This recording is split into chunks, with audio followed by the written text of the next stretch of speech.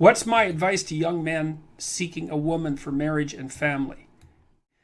You can't eliminate the necessity of being attracted to one another. That's important, and that's mysterious, So, for example, here's a funny thing.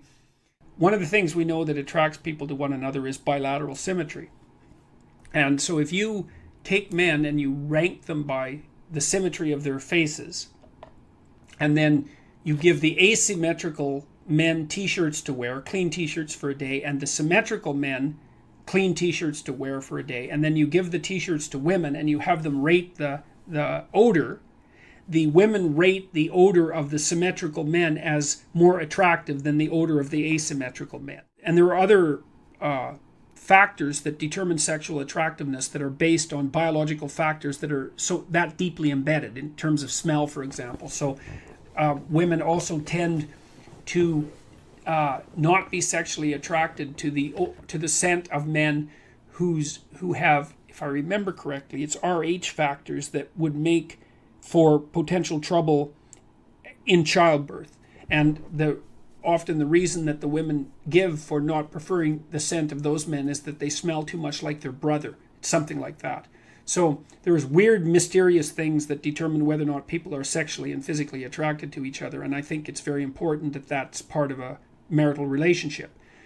The next most important thing is trust, man. It's like there's no marriage that's successful without trust. You got to tell each other the truth.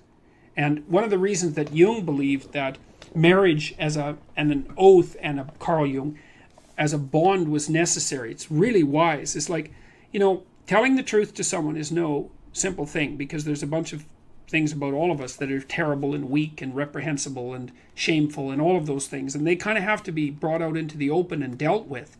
And you're not going to tell the truth about yourself to someone who can run away screaming when you reveal who you are. And so the marriage bond is something like, okay, here's the deal. I'm going to handcuff myself to you, and you're going to handcuff yourself to me. And then we're going to tell each other the truth, and neither of us are going to get to run away. And so once we know the truth, then we're either going to live together in mutual torment, or we're going to try to deal with that truth and straighten ourselves out jointly. And that's going to make us more powerful and more resilient and deeper and wiser as we progress together through life.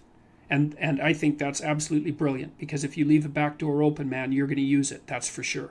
And the oath is there, and this was Jung's commentary on the spiritualization of the human pair bond by Christian marriage, for example, which emphasized, what would you call it, the subordination of both members of the marital union to a higher order personality that was embodied in the figure of the Logos.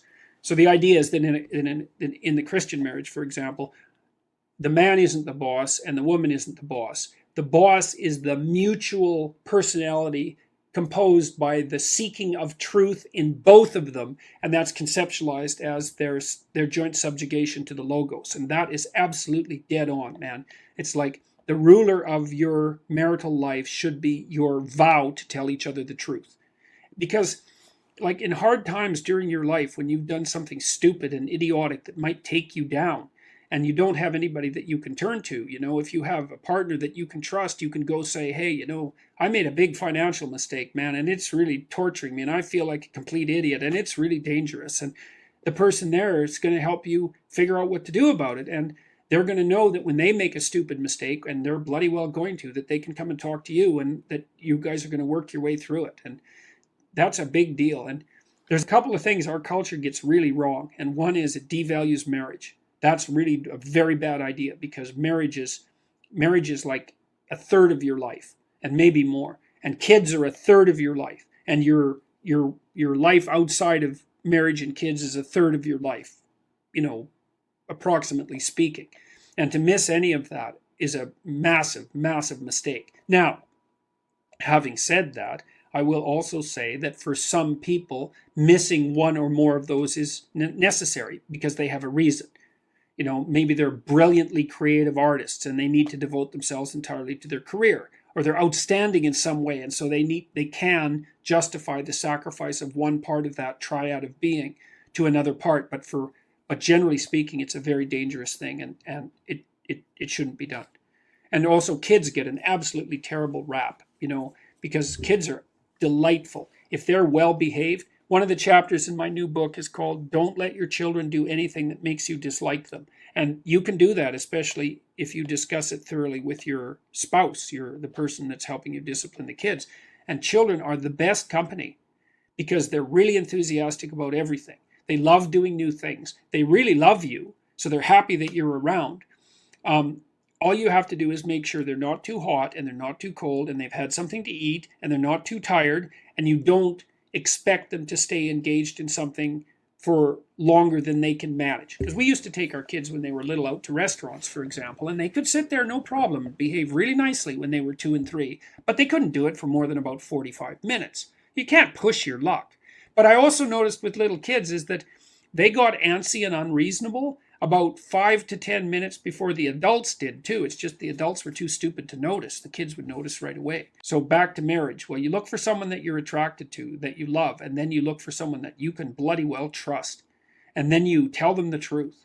And that way maybe you can get through life and you can have someone to weave the rope of your being with and together to make your joint rope stronger, and you can have some continuity in your narrative, and you can have children, and then you can have grandchildren, and like you can have a life, man. And there's nothing, you're so fortunate if you can manage that. And also, marry someone you think would be a good mother and that has enough sense, generally speaking, to know that she wants children. Now, some women don't want children, and fair enough. And some women perhaps shouldn't have children. That's also possible. But the general rule of thumb is, especially once a woman's, in her mid-20s, if she doesn't know that she wants children or won't admit it, unless she has a viciously important reason, then she's not oriented properly psychologically. She doesn't know what's important in life. Now, that might also be the case with you, and it probably is, but as a rule of thumb, that's a really good one.